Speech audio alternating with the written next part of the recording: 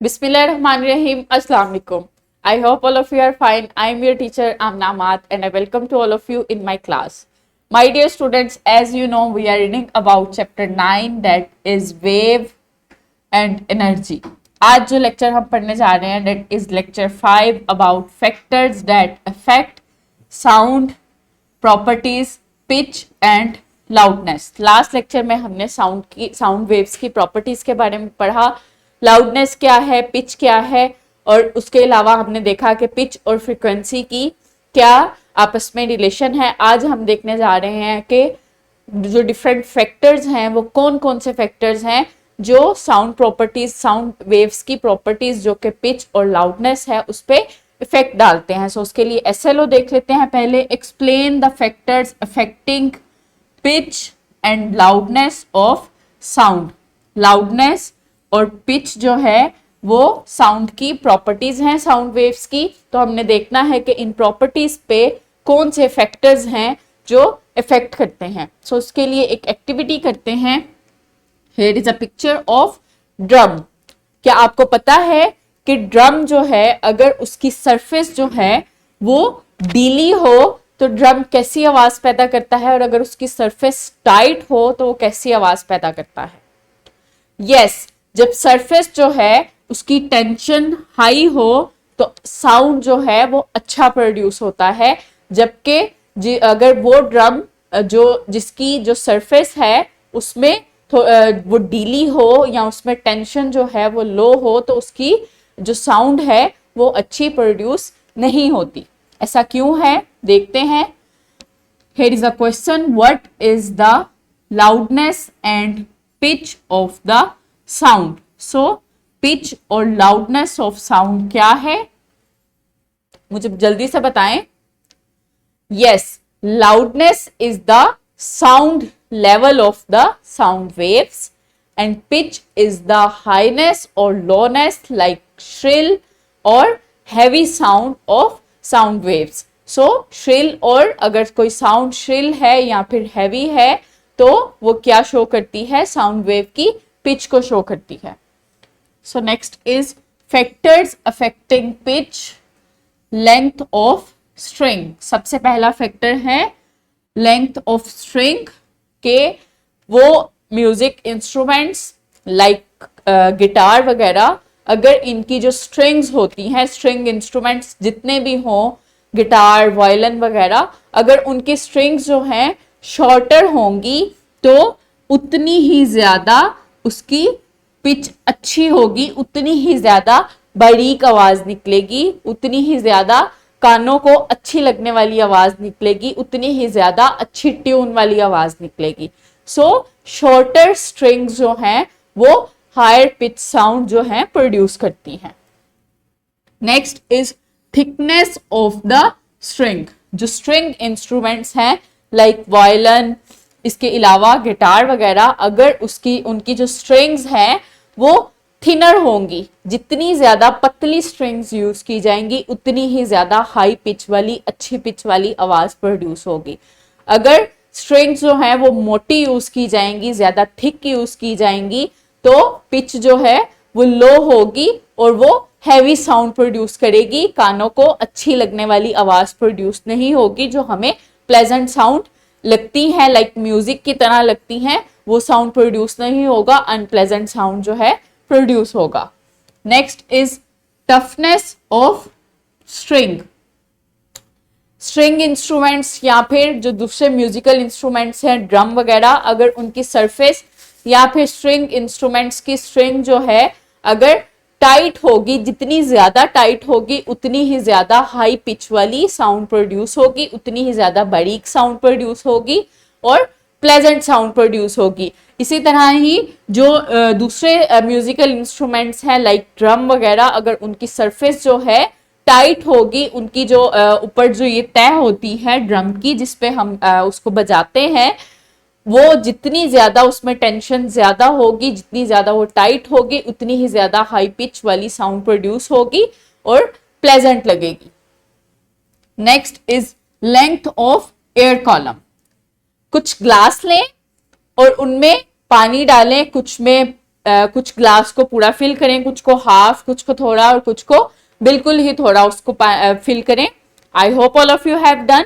Now आप अब आपने क्या करना है कि एक स्पून के साथ उनकी सरफेस पे स्पून बजाना है, जिस तरह से आपको ये इस जिफ में नजर आ रहा है कि ग्लास पे स्पून से बजाया जा रहा है। तो आप देखें कि कौन सा जो ग्लास है वो हाई पिच वाली साउंड प्रोड्यूस कर रहा है। यस, वो ग्लास जिसमें पानी सबसे कम है। जब पानी जो है वो जार में कम है लेकिन उसमें एयर कॉलम जो है वो ज्यादा है, पानी का वाटर कॉलम कम है लेकिन एयर कॉलम ज्यादा है, तो एयर कॉलम के ज्यादा होने की वजह से हाई पिच वाली साउंड प्रोड्यूस हो रही है as compared to completed filled glass. जैसे जैसे पानी कम होता जा रहा है वैसे वैसे साउंड की पिच भी बढ़ती जा रही है क्योंकि एयर कॉलम जो है वो बढ़ता जा रहा है। इसी तरह ही फ्लूट जब बजाते हैं, जो बांसुरी जिसे कहते हैं, उसमें भी जब उंगलियों से उसकी एयर कॉलम को हम इंक्रीज करते हैं, एयर कॉलम को चेंज करते हैं, तो उसमें भी साउंड जो है वो प्लेजेंट प्रोड्यूस होता है, हाई पिच वाला साउंड प्रोड्यूस होता है। जितना ज्यादा एयर कॉलम होगा उतनी ही ज्यादा साउंड जो है वो हाई पिच वाली प्रोड्यूस होगी। Next, factors affecting loudness. ये सारे फैक्टर्स तो हमने पिच पे जो फैक्टर्स इफेक्ट करते हैं वो पढ़े। अब हम पढ़ते हैं कि जो फैक्टर्स लाउडनेस पे इफेक्ट करते हैं वो क्या है। सबसे पहले डिस्टेंस। डिस्टेंस जो है, जितना ज्यादा सोर्स, जो साउंड प्रोड्यूस करने वाले सोर्स हैं, जितना ज्यादा उनसे डिस्टेंस होगा उतनी ही कम जो आवाज है वो सुनाई देगी। लाइक एक पर्सन है ए एंड एक पर्सन है बी। ए पर्सन जो है उसका फासला स्पीकर से बहुत ज्यादा है as compared to person B. तो किस पर्सन को आवाज जो है ज्यादा लाउड सुनाई देगी? यस, पर्सन बी को, जो बी पर्सन है उसको ज्यादा लाउड आवाज सुनाई देगी। तो जितना ज्यादा डिस्टेंस बढ़ता जाता है साउंड की लाउडनेस जो है कम होती जाती है। पर्सन ए को पर्सन बी की निस्बत कम आवाज सुनाई देगी। Next is the intensity of sound. जितनी ज्यादा इंटेंसिटी के साथ कोई साउंड प्रोड्यूस किया जाता है उतनी ही ज्यादा वो साउंड लाउड प्रोड्यूस होती है। Like in the example of drum, जितनी ज्यादा इंटेंसिटी, जितनी ज्यादा स्पीड और एनर्जी के साथ ड्रम पे बजाया, ड्रम पे कोई भी लकड़ी या जो भी बजाते हैं मिलेट, उससे जितनी ज्यादा स्पीड और इंटेंसिटी, जितनी ज्यादा एनर्जी के साथ बजाया जाएगा उतनी ही ज्यादा लाउडनेस वाली साउंड वेव्स प्रोड्यूस होंगी। जितनी ज्यादा इंटेंसिटी होती है उतनी ही ज्यादा साउंड वेव्स की लाउडनेस भी होती है। Next is sensitivity of years.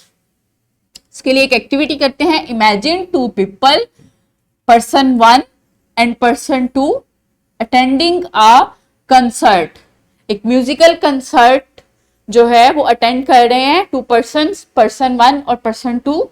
Person 1 has sensitive ears while person 2 has normal hearing. So person 1 जो है उसकी hearing सेंसिटिव है, उसके ears जो हैं वो सेंसिटिव है, और पर्सन 2 जो है उसकी hearing नॉर्मल है. During the concert, the music is played at a high volume, so who will get more sound? जब कंसर्ट स्टार्ट हुआ तो म्यूजिक जो है वो हाई वॉल्यूम के साथ बजना शुरू हुआ, उसकी लाउडनेस बहुत ज्यादा थी. तो कौन सा पर्सन है, पर्सन 1 या पर्सन 2, जिसको ज्यादा लाउडनेस वाली साउंड सुनाई देगी? यस, पर्सन 1 को, क्योंकि पर्सन 1 की जो हेयरिंग है वो सेंसिटिव है, वो उसके एयर्स जो हैं वो सेंसिटिव हैं.